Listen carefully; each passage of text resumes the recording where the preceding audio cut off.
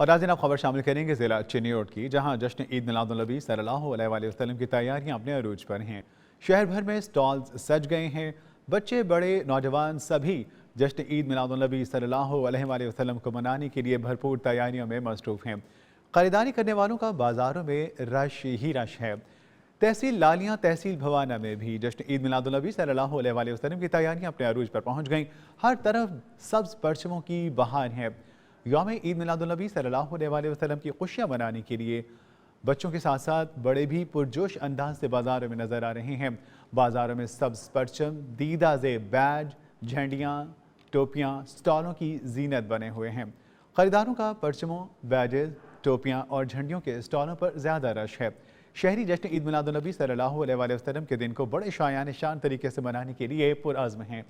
शहरियों का कहना है कि हम अपने प्यारे नबी हज़रत मोहम्मद मुस्तफ़ा सल्लल्लाहु अलैहि वसल्लम की विलादत बासआदत को अक़ीदत, एहतराम और बड़े जोश व जज्बे से मनाएंगे।